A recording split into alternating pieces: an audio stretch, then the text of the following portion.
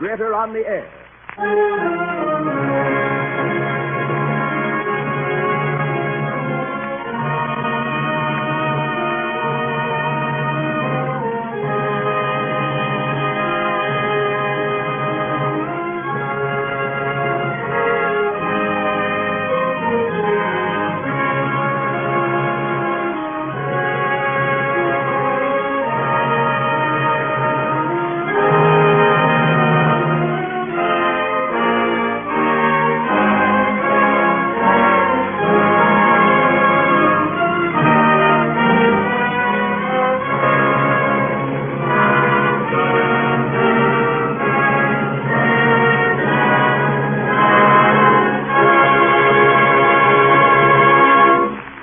Tonight, Orson Welles produces and directs the 19th broadcast in the Mercury Theatre series of dramatized great narratives.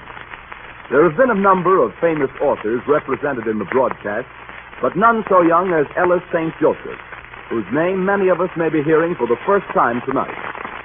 The story is one which Mr. Welles has long considered, and he takes great pleasure in presenting A Passenger to Bali by Ellis St. Joseph, one of the great short novels of recent years. The young author was born in 1911 and gathered material for A Passenger to Bali during a trip on a freighter in the Pacific. Though all the characters in his story are imaginary, the hurricane and certain other of the incidents actually took place. The freighter upon which he traveled was making its last voyage, and his story carries the weight of first-hand experience. The Mercury Theatre on the Air presents A Passenger to Bali, starring Orson Welles as Dr. Albie Walsh.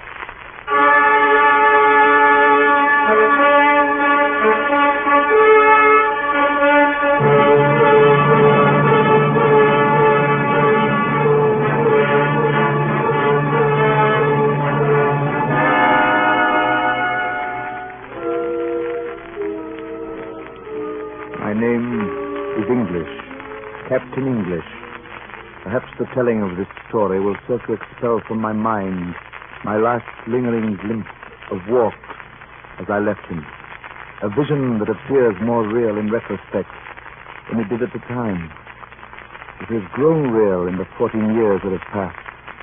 It was what some men call chance and others destiny that link our lives on the dock at Shanghai and alike disrupted them 200 miles out at sea. I merely accepted him as a passenger on the steamship Roundabout, a tramp steamer flying the British flag, carrying a crew of 3 white officers and 20 Kanaka boys, which I owned and put to trade in the Southern Pacific.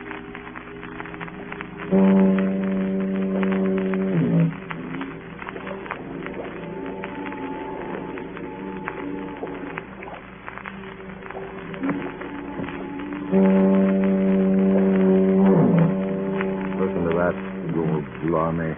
Fog's getting colder and thicker every minute. Cammy, that's what it is. There gives you the creeps not to see 5 foot in front of you.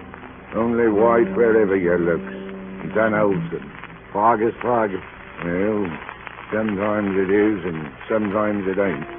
Superstitious, Mr. Randall? Now, look here, Mr. Stagg. You might be first mate and me only second mate. But we're both sailors, and I says it's a little queer. Fog like this ain't natural on the Yangtze River this late in the year. The anchor ain't lifted yet. Captain broke. Bad omens, that's what. Saw a rat dive overboard this morning. You're joking. We don't want to joke about a thing like that. That wreck's leaving a ship. No seafaring man is... Shanghai. Port Police. What are they snooping around here for? Like blooming ghosts. Contraband, maybe. It may be worse, eh? What I wants to know is what brings them here. Here, Mr. Stagg, to the roundabout. I got a feeling about this here ship. Gentlemen. Oh, is that you, Mr. Randall?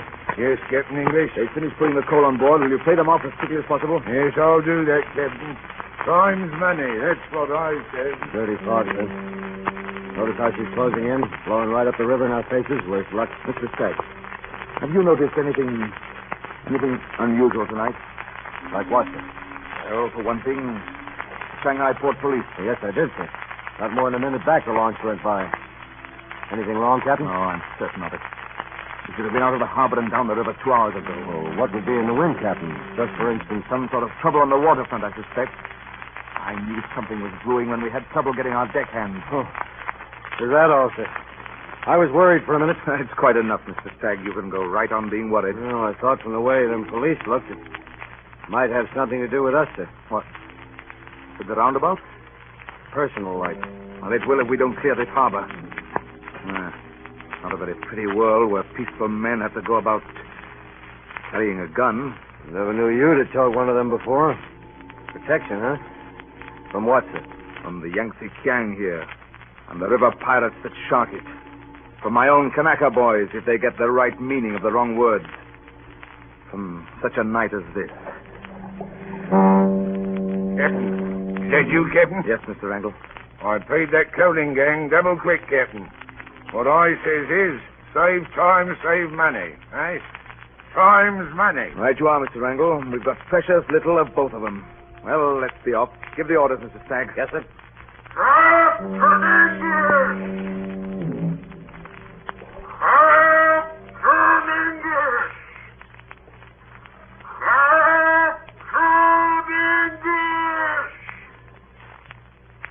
That was the first time I heard that man's voice. Calling my name. It's been ringing in my ears ever since. That was the first time I saw his enormous figure in its bell-shaped greatcoat. A figure that haunts me still. Haunts me. Mind you, I accept no more responsibility for his end, if it was an end, than I do for his emergence from the fog that night. Captain English? Yes? Who is it? Have I the honor of addressing Captain English of the roundabout? I am Captain English. Allow me to introduce myself, Captain English. I am the Reverend Dr. Rob Walks, a Dutch missionary. A missionary, Captain, bound for Bali, there to distribute Bibles and spread the word of the Lord. Well, what can I do for you? Your hand, sir. The Lord has brought us together tonight, Captain. What the Lord has put together, let no man put asunder. Isn't that your marriage sermon, Dr. Walks? Well, Captain, our first meeting is a marriage. Or a parting. Captain. So, you're looking at this thing men call my face. Have you seen it before? No. Good, so much the better. Then we can start from scratch. Captain! Captain! Ready to rise? I'll be with you in a moment, Mr. Stagg. Excuse me, you say we're ready to sail, you see. I'm not giving to wasting words in mundane affairs, Captain English. Not I save my breath. You see how very brief I can be. Captain English, I am told that your boat puts in at Gulalong, the port of Bali. Is that correct? Quite. In that case, here you will find a Dutch passport, several papers for identification, mostly clerical, and about 400 in American dollars. Be good enough to examine them. If the papers, the money, and myself meet with your approval, I shall sail with you tonight. Oh. Well, your passport seems in order. The photograph is you? Yes. My shadow in the sun. Yet a man must hold his shadow or lose the earth it falls on. Captain? The visa seems proper. These letters? Testimonials of faith, sir. And the money? Testimonials of faith of another kind. Well, I'm afraid it's unfeasible, Dr. Walks. The roundabout is a trading scene. Name your price. Well, I admit you tempt me. Funds are a bit low right now. Now's the time, then. Decide, sir. You own the ship as well as the commander. Yes, I know. Then hoist your British flag, Captain, and be off with your Dutch passengers. Wait a minute. You say you're a Dutchman, yet you don't have much of an accent.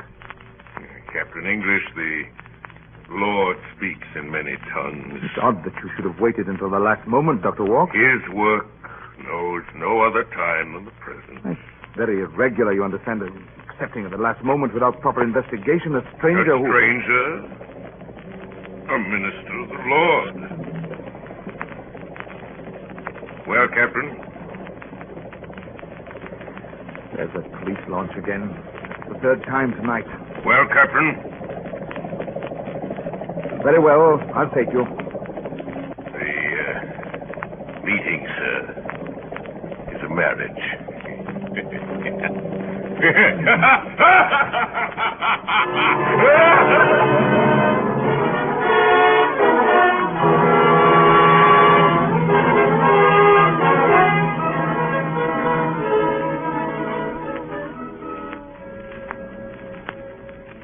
10 minutes later, with Dr. Walks and his 2 large packing cases on board, we set sail from Shanghai. The following days faded into each other and blurred into weeks. First it was cold, then it was hot. Nothing disturbed the ordered routine except the presence of Dr. Walks. He threw a palpable shadow over the whole ship. Something you couldn't put your finger on. A sort of restlessness, unspoken dissension among the crew, even the officers. I pretended not to notice. And then one day it was useless to pretend any longer. Mr. Wrangler and I were on our way down to the mess room for lunch. From inside we heard the voice of our Chinese cook. All right, Chinaman. Now, what more did he say? Just what he say. He good fellow, love God, hate devil. What else did he say? Come on, spit it out or I'll break your wrist. What's this, Mr. Stagg? Ask him, sir. Chu? No, Captain. Excuse, please, Captain. I think I'd rather hear it from you, Mr. Stagg. Chu, you may go. Thanks very much, Captain. Hugh's been breaking place, sir. Gave me some lip, guilty of insubordination. You saw the way he backed out. Your word's enough, Mr. Stagg. Thank you, sir. So I hardly see the necessity for handling it, well, handling him as you did over a broken plate. Oh, blast him up. There's more than the plate. What was it? That Dutchman, sir. He's up to something. He's been talking to the crew. We'll not discuss the matter any further, Mr. Stagg. Gentlemen, shall we sit down? Dr. Walks is late for lunch, as usual. You make up for it, he will, when he sees the grub in front of him. Ain't natural for a man of the cloth to eat so much. And what I say is, how can any man be godly on a full stomach? Much easier, I should say, than on an empty one. What use does he put his belly to, I wants to know? Don't bend it to no work.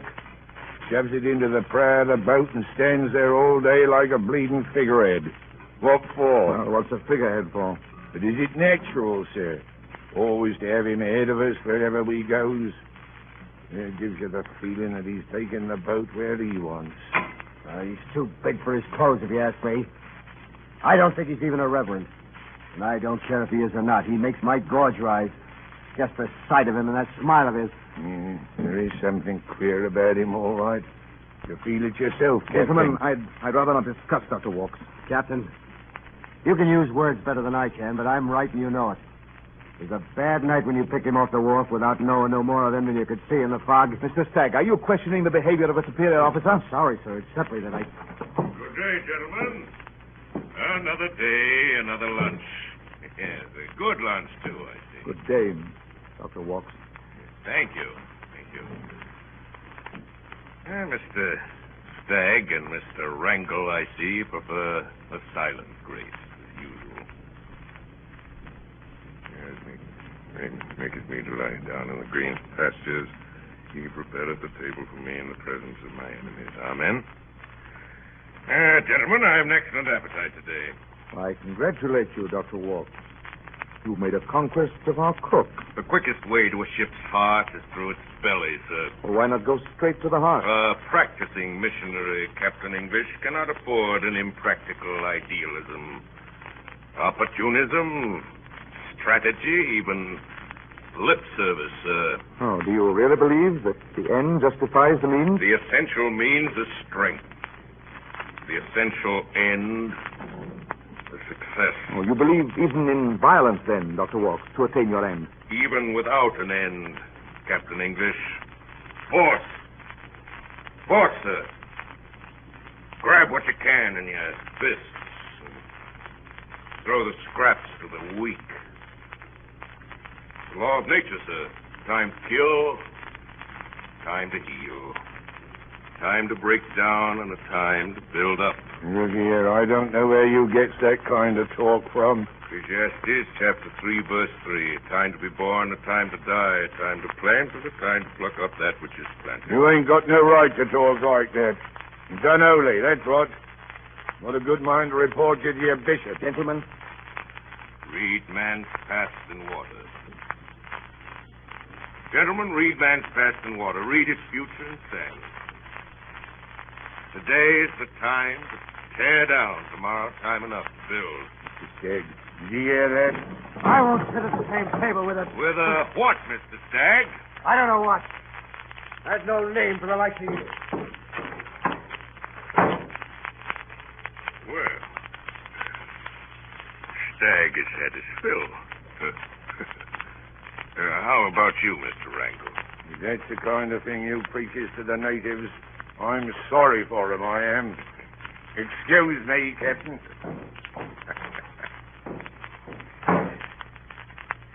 Well, we're alone now, Captain.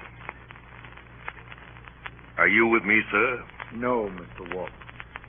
You are with me on my ship, which you seem to have forgotten.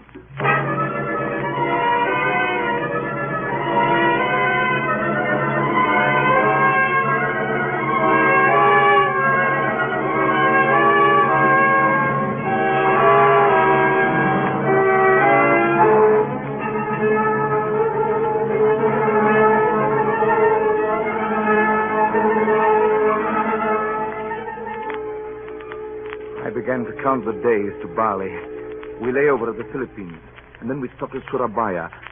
Meanwhile, our passenger consulted with the crew, a companionship I didn't discourage, for it relieved us of his presence. Moreover, there was an epidemic of surreptitious drinking upon this particular trip, difficult to cope with. It seemed to have some connection with him, although what I couldn't tell. He got on altogether too well with the native crew. Night after night, his loud laughter mingled with theirs and carried up to us in the wheelhouse. And then, the evening before we reached Bali... Listen. Yeah, listen. You could hear it with 6 foot of dirt near the ears. Try to sleep through that. Look at them down there, prancing around that lantern like it was a bonfire. And him in the middle and leading them like he was Queen of the May. Oh, shut that door. Captain, are you going to stand for it? What can I do, Mr. Stagg? Put him in chains. Well, we'll be rid of him tomorrow in Bali. What about that native crew down there? Ain't they going to be on board after tomorrow? I'll take my chances with them when Dr. Walks is ashore. Well, we know you're not scared, sir. It doesn't matter whether you think I'm a coward, Mr. Stagg. Oh, I didn't mean that. Yeah, you know, Captain, it's going to be a sad blow to lose our passenger. Come to love him we have, haven't we, Mr. Stagg? Yes, sir. Bali's in luck to get a man like him. Holy and wholesome he is. Ain't every day we have a passenger like Mr. Walks. Say, what's that? Someone coming up from below. Captain English. Captain English. What do you want, Mr. Walks? This is the wheelhouse. Passengers are not admitted. Captain English! What is it? Oh, sir. I am come. I am come to you from the ends of the earth, from the brine of the sea, a gift that fortune has bestowed upon you. Captain English! Mr. Wrangle, kindly help Dr. Walks to his bunk.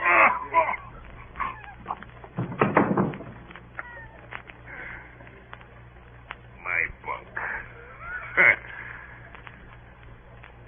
Bunk. What for, Captain English? Shall I close my eyes and count sheep? Man has no time to sleep. He'd count them all. Dr. Walks, you have a fever. Your heavy clothes in this heat. Sleep. Sleep is a rehearsal of death. I want to live. Yes, but Dr. Walk, you... Captain English, I would like the inestimable privilege of your help in going ashore. Tomorrow, in Bali. The Balinese, very ungodly, very ignorant people. Ignorant, Captain English. They worship the Karuga bird, an evil spirit. Dr. Walk. I shall free them. Free them from the Karuga bird.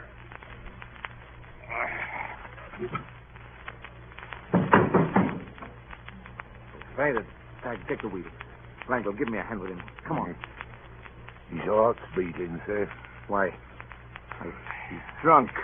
Drunk, is he? Oh, blimey. Well, at last there's something's got the best of that blasted Dutchman.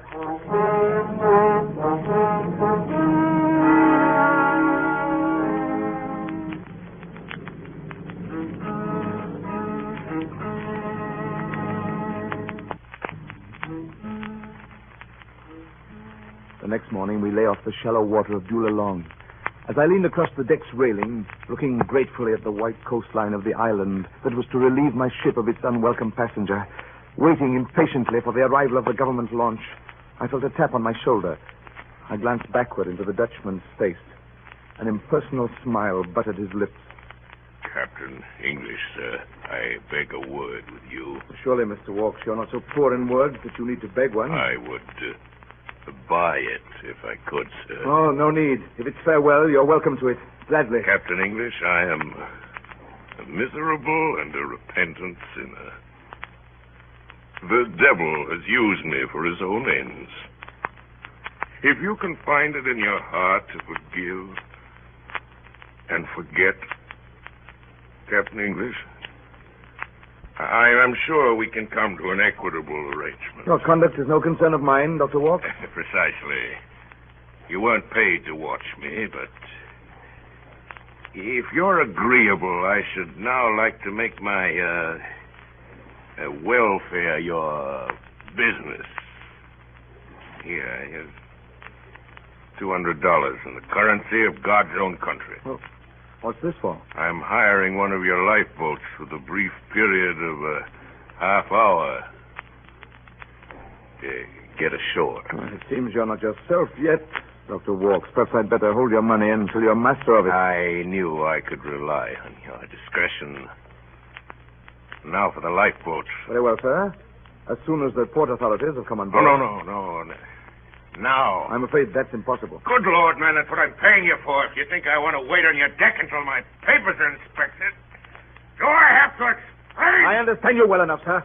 I prefer not to know the details. I'm as anxious as you to have you off my ship. But if you double the bribe, I wouldn't lord a line to save you. Must I swim for it? I wouldn't if I were you. That's the government launch now. See? Over there on the starboard side. Ahoy there! Aboard the roundabout! Ahoy! And you make it? There's still time. Now listen, man. This is your last chance. Yours as well as mine. Listen to me. Get me off this boat, or take the consequences. I swear it. You ransack the four corners of the globe, looking for this minute. Don't let it slip through your fingers. There's eternity in it.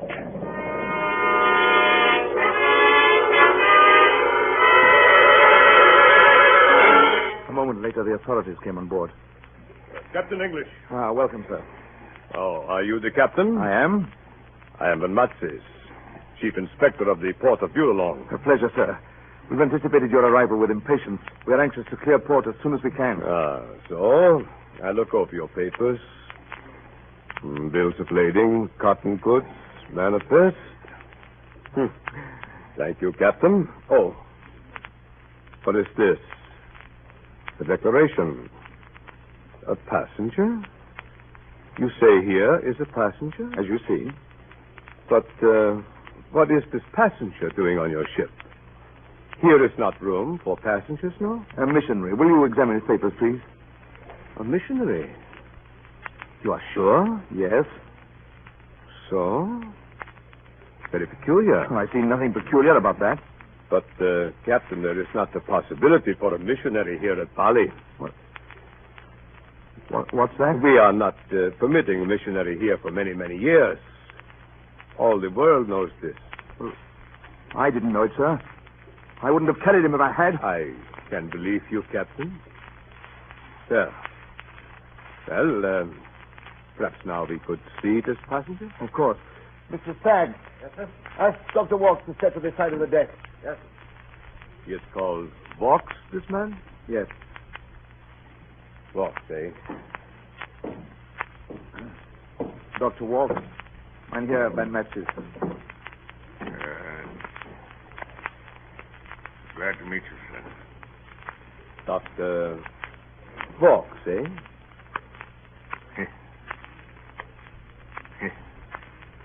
Yes, Dr. Walks. This morning I wake, the birds sing, the sun is shining.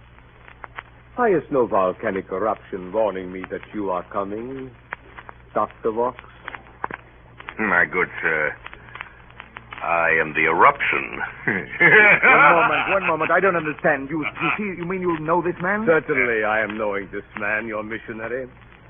I am knowing him very well. Yes. Oh, he is such a clever man. Yes. How is it possible you are coming as a clergyman here to Bali? For so wrong. But what is My it? dear sir, this was the only suit that would fit me. I had no time for shopping. You're not making clothes big enough to fit you, eh? No. No, nor countries either. Here's my passport, sir. A passport? This is a forgery. A clever forgery. What a pity. You have such a great talent, Mr. Walker. Yes, that's true. Such a good copy, this passport. It should be framed. Thank you, sir. If it's that good, I should like it returned for future use. Thank you. Such a talent. You could have been a Van Eyck, a Van Ostad, a Rembrandt van Rijn. If only you had been so lucky to be born a Dutchman. What's that? What? He's not Dutch? No, this gentleman is not a Dutchman. He is not a missionary. He is not even his own name. What is he? Here is an international figure, Captain. Everywhere he goes, he's making trouble. He's making trouble first in the West and now in the East. You have a famous man on your boat. Oh, please be clear, sir. What does he do? What has he done? Always he is making trouble with the natives. Last year, 5,000 coolies were following him from the cotton mills in Wuzhou, not 2 hours from Shanghai. 6,000 coolies, sir. Yeah, 6,000, I beg your pardon. And in Cebu, he was leading the Filipinos in a trouble, but was nearly closing the port. It closed the port. It closed the port, he knows. Now they have cabled us from Shanghai. He is wanted there by the police, so now he is hoping he is landing here in Bali. But we are being too smart for him. But what's his name? What's his country? What am I to do with him? He has many names, but he has no country. Somebody is knowing, of course, but nobody is telling. The Dutch East Indies are close to him. I do not know where is not close to such a man. I doubt you will lose him. Ever. But to whom does he belong, Herr Van Metzis? I refuse to be burdened with him. You have no choice. Captain, I am sorry for you. Here he is on this ship. He belongs to you. Would you turn me into a flying Dutchman, sir? A flying Dutchman, that's right. That's what you are. You will sail from now until eternity. Yes. A flying Dutchman. A flying Dutchman.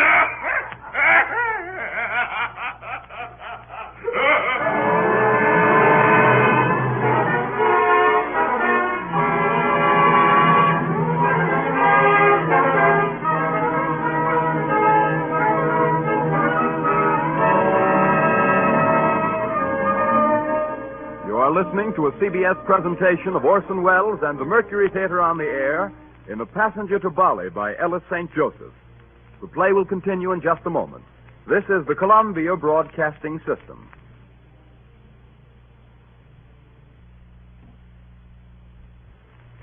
We continue now with The Passenger to Bali by Ellis St. Joseph, starring Orson Welles in the role of Raube Walks.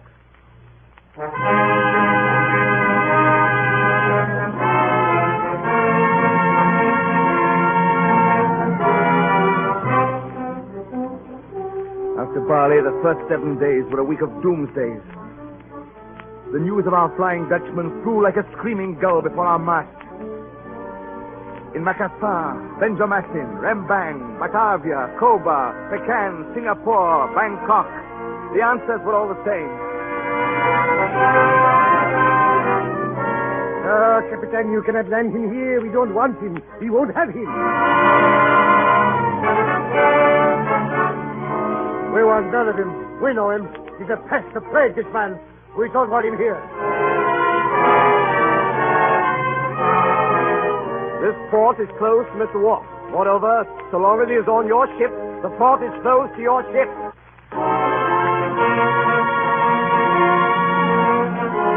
You can't land him here. You can't land him. You can't. Not here. Not here. Not here. Not here. No, not here. Not here.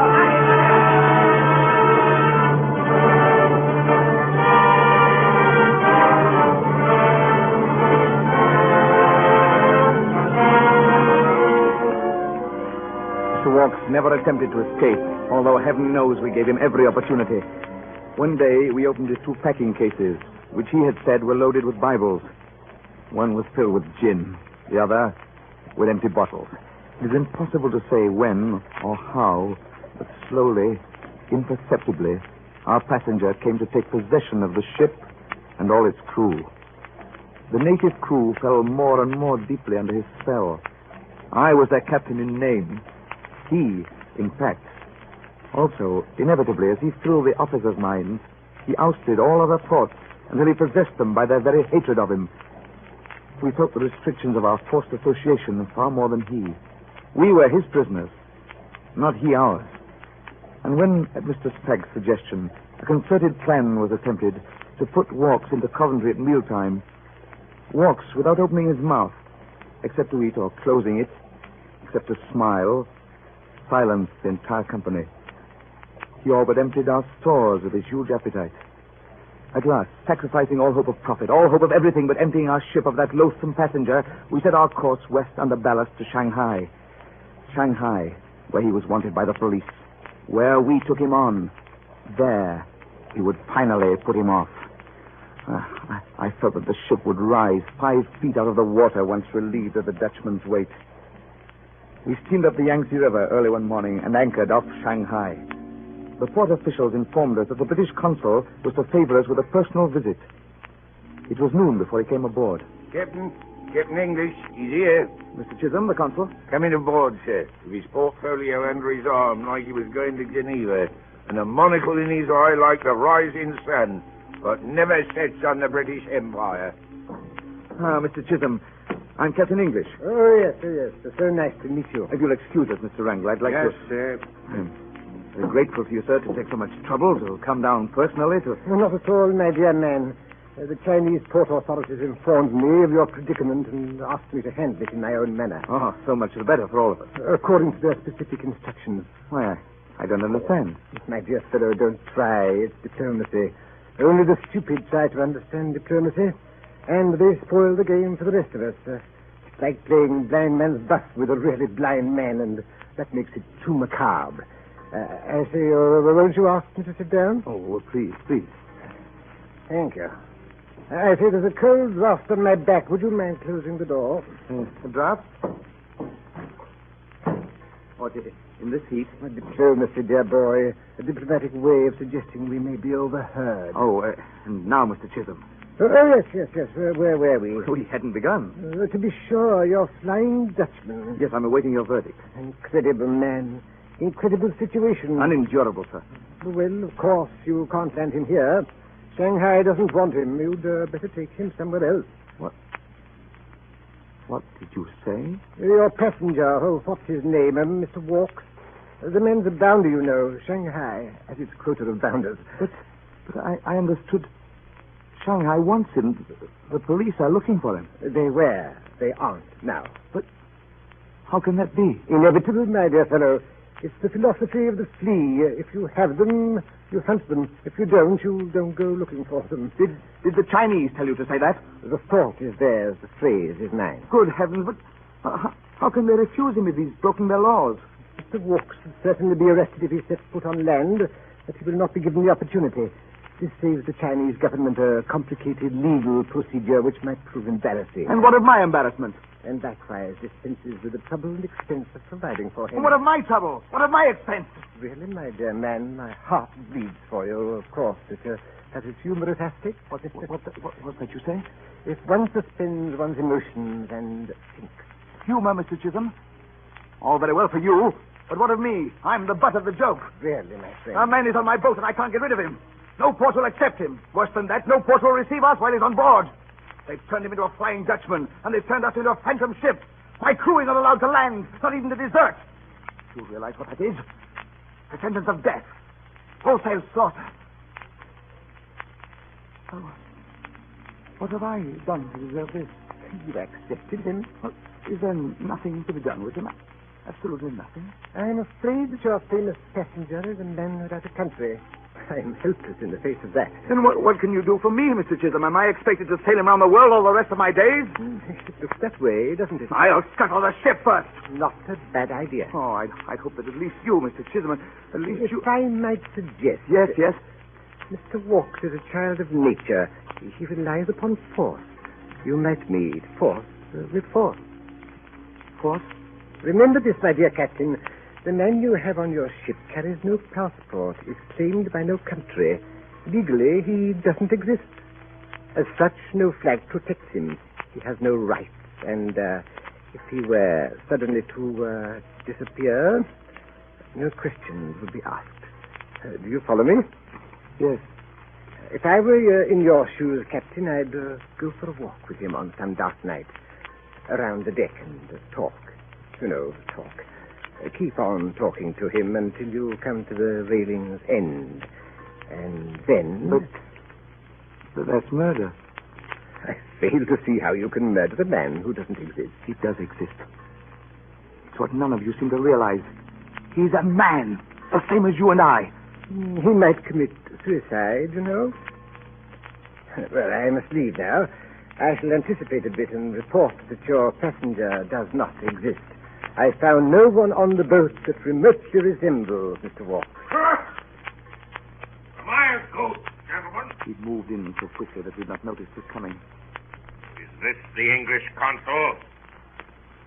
The august representative of Great Britain? As I was saying, Captain, I shall report that there is no such person as Mr. Walks. Your passenger doesn't exist. Nevertheless, I must take the proper precautions. I shall report that I found plague on board. Cholera, I think. Would you turn me into a disease? No, bubonic would be better. Your ship will be placed in quarantine. Needless to say, no one will be allowed on nor off, and you will depart as soon as possible. Shall I swing a bell and shout, unclean, unclean? China can control bubonic, but she has no antidote for Mr. Walks. You are quite clear, Mr. Chisholm. Good day, my dear Captain. No, sir. you don't, Mr. Chisholm. I'm big enough to fill this doorway. I wouldn't try to pass if I were you. I'm a catching disease. I warn you. The captain and the crew have caught me, and I'm fatal to them. Try to pass me, and you'll catch it yourself. You see, Mr. Chisholm, when I'm in your way, you've got to take notice of me. By heaven, I do exist, after all. That's all, sir. You may leave, with my permission. Well, Captain English, we are as we were. No, Dr. Walks. No, how so? Shanghai, your last chance to lose me. It's out. I'm yours. No. No?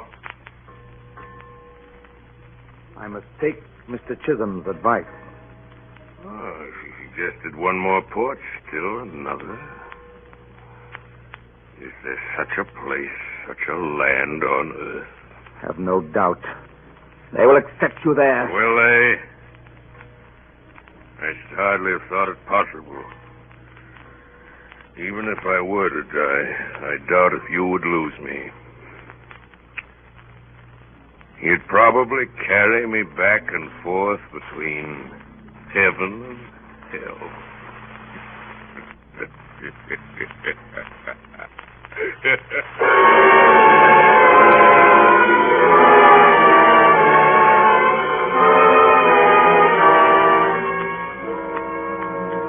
Mr. Walks was still on board when the roundabout weighed anchor and passed with the river out to sea. At night, the ship began to roll. The barometer fell. We headed the ship into the wind. I was unable to stay in the wheelhouse alone with my thoughts. Mr. Chisholm's whisper was blowing like a foghorn through my brain, urging me. I fled to the deck in the welcome company of my two mates. Mr. Wrangle. Yes, sir. Report to the wheelhouse. Take the wheel yourself, and don't let it out of your hands. Very good, sir. Mr. Wrangle. Yes, sir. If the wheel starts to kick up, call me. We may need to laxa. Yes, sir. Look bad, sir? Well, we're in typhoon waters, Mr. Stagg. Bad, sir? Well, we're in typhoon waters, Mr. Stagg. But it's past the season, ain't it? A shark's tail is more dangerous than its tooth. I don't like the look of that hammered water or those oily clouds on the horizon. Captain, I've been thinking a good deal these last 2 days about, well, you know, this situation of ours, Yes. about Walks. Now, I got an idea. What is it? You know, I don't know how to say it. Well, why not? What's to keep us from giving him a light boat and some food and setting him adrift?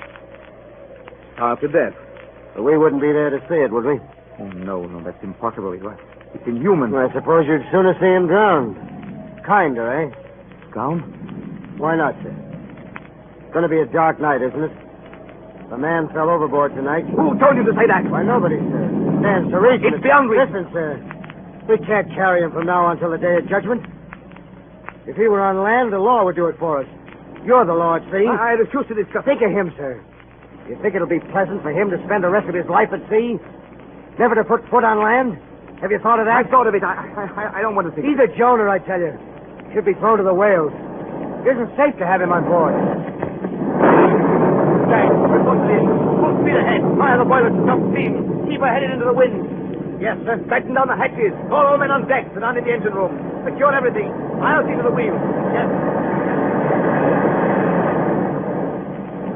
Dirty weather, eh, Captain? What? Why are you surprised? Were you thinking of me? Or were you conspiring with the wind and the waves? What do you want? I told you before, you're not allowed in the wheelhouse. Never? Never. I wish to speak with you. I have nothing to say to you. But I insist. Shall we take a turn about the deck? You're out. Very well. I'll be brief. There's a storm coming. Yes, dark nights to say, but perhaps we won't notice it if we talk, you know. Talk. Keep on talking. You prefer to stop. No. Let's be going. Railings in. Oh, but this is an excellent place. Chance has guided us. Pure accident. The railings in. I must go onto the bridge, Dr. Walks. Tell me, sir. Why do you hate me? What? This is no time for equivocation. If you must spare me that. Give me the reason, one good reason why you hate me. You tricked me into accepting you on this boat, knowing very well what would happen if you were caught. But your animosity began long before you knew me for the villain I am. You've had a demoralizing influence on the whole crew. Before that, sir, it began before that. Your ideas. Captain English, think back. Certainly it began before I attempted to corrupt you with my ideas. It began... Yes? The night I picked you up off the wharf. I suffered a physical revulsion the moment I laid eyes on you. I found my reasons later. That night, Mr. Walks, I disliked you without cause. Thank you. You disliked me before you knew anything about me. And you must have disliked me for some reason within yourself, Captain. Perhaps you do right to blame me for making you conscious of it. Mr. Walks, I must go to the bridge. Wait a minute. You hold me responsibility for the undesired linking of our lives. That's no responsibility. It's yours to blame, not I. You and the civilized world, your world. They bound me to you. Let me go. Let go my arm. But civilization is rotten, Captain, because its origin is fear. The vacuum that nature abhors, like the center of this hurricane, upon which the four winds of the earth are converging. Step! I must get to the bridge. Let me go, Mr. Listen to me! Your society is tottering. For 2,000 years, the strong have been sacrificed to the weak. And with what result? To imprison the strong, the weak have imprisoned themselves. The wheel, Captain English, the wheel! That's why you abominate me, Captain, because I destroyed your illusion of freedom and betrayed you to yourself. I am the opposition. The wheel, Captain English, help! Oh, yes. Now, Captain English, I know what the British Council and your Mr. Stagg told you to do. Well, here we are at the railing's end. Why don't you do it? Mr. Walk. If our positions were reversed, Captain, do you think I'd hesitate for a minute? I'd move quietly. I'd take a sudden step forward. By heaven, I will. You... Fool. You're not strong enough. This ship is mine now. Mine. I'll never leave it. Get up! Give you back your life. You would have died with your conscience. You would never have survived me. The wheel, Captain! The wheel! Rope! The wheel's loose! The wheels! You get tied! The wheel!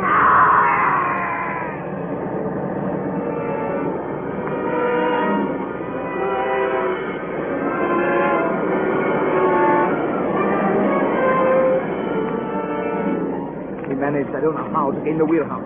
A flash of lightning showed the ocean pouring in through the broken portholes. Another fraction, we saw the whirring wheel, a huge wooden wheel in blurred outline, spinning. Mr. Randall lay in the corner, crumpled in unnatural angles as the wheel had thrown him. He was dead. His body bore mute witness to the wheel's horrible force.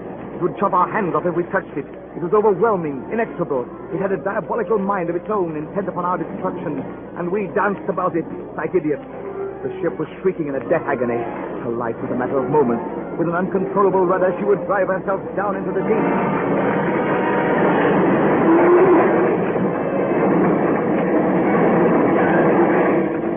The great waves struck the walls and broke in the door and descended upon us. As the ship raised her shoulders above the sea and the water washed out through the whirring wheel, we saw looming in the doorway of the wheelhouse an immense figure, with the salt water running down him, dripping from his face and fingers. Mr. Walk might have risen from the sea itself. Out of the way! Mr. Walk, you can't stop that wheel. And I... Man, are you mad? It'll kill you. I'm not afraid of it. I'll stop it if I have to smash it.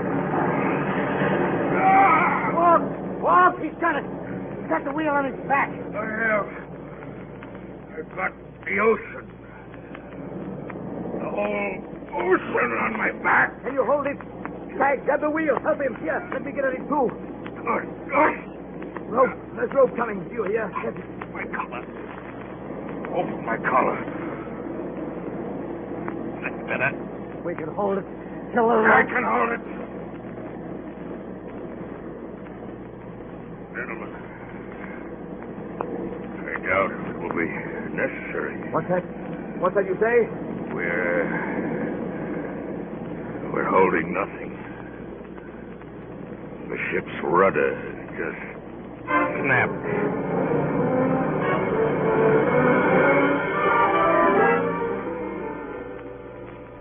Forasmuch as it has pleased Almighty God of his great mercy to take unto himself the soul of our dear brother Angus Randall here departed, we therefore commit his body to the deep, to be turned into corruption, looking for the resurrection of the body when the sea shall give up her dead, and the life of the world to come to our Lord Jesus Christ, who at his coming shall change our vile body that it may be like his glorious body, according to the mighty working whereby he is able to subdue all things to himself. Amen. Next morning, we took toll of the havoc. Through heaving silvery water and swirling fog, the roundabout drifted aimlessly. Lifting 30 degrees to starboard, the ship was a corpse, floating, face upward, wrecked and mangled beyond all recognition. All but one lifeboat was stove in or gone. 4 Kanaka boys had been washed overboard. Others had broken limbs. None of us was without a bruise of one kind or another. I took our bearings. We were 200 miles off the coast of China. We had no wireless. And the roundabout, past control or repair, might sink before she was sighted by another vessel. After a brief consultation with Mr. Stagg, I decided to abandon ship. And your mind is made up, Captain? Yes, Mr. Stagg. Are all men on deck? Yes, sir. And then who has been ringing the ship's bell? Ghost! No, sir. A ghost bell. On a ghost ship. Flat out, Walk. Rope is broken, Captain. Bell's ringing by herself. It's the swaying that does it. This is the Flying Dutchman. Demon vessel. We drift rudderless in the fog in all directions. And to no port. Let the spectre bell boom its warning to all ships. Beware! He's drunk, sir. Been at it ever since last night. Let Mr. Walks talk. Let the bell toll. There's no time for either of them. Men, we're abandoning ship. Get what belongings you have, nothing heavy. We're taking to the one lifeboat left. Children, first! Sue, go to my cabin. You'll find the log there and my sextant. Bring them here. Captain, lifeboat leaks pretty badly. You'll do with bailing. You have to do. Be sure there's something to bail out on board. Yes, sir. I'll get it myself. Horse! Captain, ride around the deck and give your orders on horseback. What's that? What are you talking about? A roundabout is no more. This is manifold, the vast boat that is the whole world. The mountains are a mast. The nails of her hull are a pivot for the moon. Her cables are the circumference of St. Peter's dome and extend around the globe. The ship is sinking, Mr. Walks. I've more to do than listen to fairy tales. Fairy tales is more truth than the use of boats. Sue, go get provisions and water ready. I tell you, this is manifold, Captain Manifold. Look about you. Her lower masts are so high that a boy becomes a gray-headed man before he reaches the buttock shroud. It takes 100 years to tack. And when one of her sailors dies, she buries civilization. I've no time for you, Mr. Walks. Captain, Yes, Sue? log 2 sextants here. I don't need both of these. Put the log on one of them in the boat. Here, I'll take the other. You're a long way to row, Captain. Me and Joe who'll pick up a doomsday passenger. Row on, sir, row on. Captain, Captain, thou art mine. Captain, Captain, I am thine, thou mine, I thine. So long as the sea be brine. Come on, men. Oh, Hurry up. oh, Get your oh. things in the boat. See that they don't overload, Mr. Stagg. Yes, sir. See, they leave room for me. I'm a man that likes to stretch his legs. Are you so sure of yourself? Sure as I am of you, Captain, I can say anything, do anything. And it wouldn't make any difference. I suppose you can. I rely upon your charity, pity, mercy, your holy virtues that are oil for the faulty machineries of justice. Then it would be just to leave you behind. You won't. You'll take me with me. You don't dare leave me behind. How well you know me, Mr. Walks. I suppose you even rely upon my gratitude. Gratitude for what? You saved the ship last night. Gratitude I saved you last night as a soldier infested by lice might crouch beneath cannon fire and thus rescue himself and them from a common death. I gave you no thought. I see. Captain, better make it fast, sir. How's she below, Stagg? Water up her boiler, sir. All right, Stagg, we're ready. Give the order to abandon ship. Right. Abandon ship! All right, take it easy there. Don't crowd. Careful, men. Watch it. One at a time. Captain, this time I obey your order gladly. It wasn't meant for you. Mr. Walks, you are not going. What's that? You always wanted my ship. I'm giving her to you. She's yours. I'm not going! Now you're the captain. I needn't remind you of a captain's duty to stay with his ship when... You leave me on the roundabout? He may float for a week or an hour. You'll be safe for a while, and there'll be food enough even for you. I wish you a pleasant journey, wherever you're going. I'll see you rot first. The one consideration that might have made me take you was my gratitude for what you did last night. But your explanation has made things clear. Ready, Mr. Stagg? Yes, sir. Into the lifeboats, men! Don't listen to him, sir. Well, Captain, I have no excuse. I'm the lowest of the low. My home is deeper than the grave, deeper than the sea. You're right to desert me.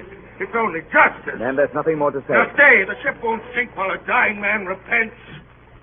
I am evil. Vile. I deserve to drown, and yet... Have you no pity, Captain? No charity? No mercy? Oil, you called it. Oh, I was drunk. You still are. I had a mother. I don't believe it. I don't ask to be excused, only to be forgiven. I forgive you, Mr. Walks, and forget you. Into the boats, men! Take your time now. Take your time now. Goodbye, Mr. Walks. Not so soon. Don't forget I'm your shadow, you doppelganger. You doomsday passenger. Mr. Walks, I warn you, The end of your world, Captain, the beginning of mine. You stay on the roundabout. I'll take the lifeboat. Look out, Captain. Mr. Walks, stand back. Your voice isn't loud enough for me to hear. Stay where you are. Now, if I shout through the muzzle of this gun, you may hear the whisper. I hear you very well now. It's a pity had to end this way. I would move heaven and earth. Heaven and earth will stay where they are, sir. And so will I. Ready to lower the boat, sir. I'm coming, Mr. Stagg. My sextant, Mr. Walks. You'll need it. Not I. I'll shoot the sun and stars with more than a sextant before I die. Get along, sir, and whistle for the wind. We'll be meeting soon again. Lower away. Lower away.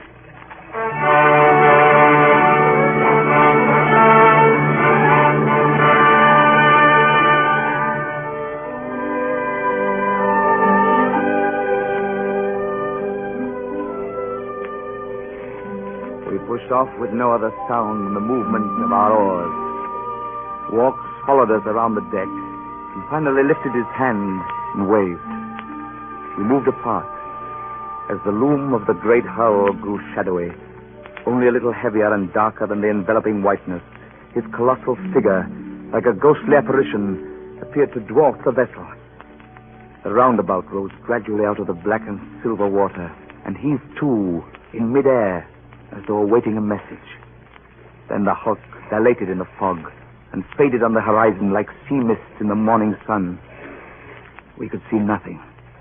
Our own strange faces dimly in the milky light.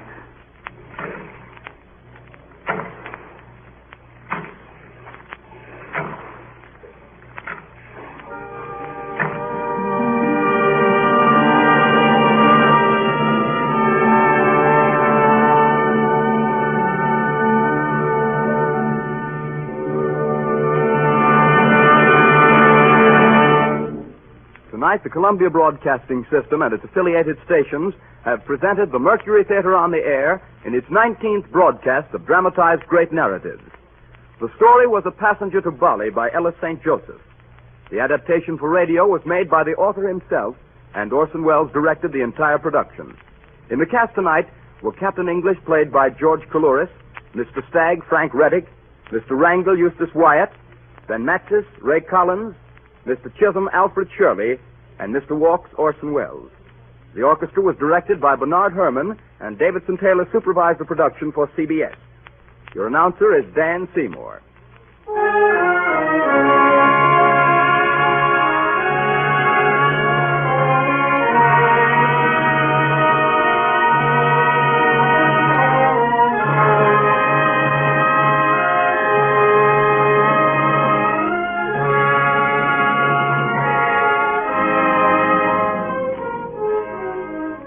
Next Sunday night at 8 o'clock Eastern Standard Time, Orson Welles and the Mercury Theatre on the air will bring to life a masterpiece of humor, Pickwick Papers by Charles Dickens. This is the Columbia Broadcasting System.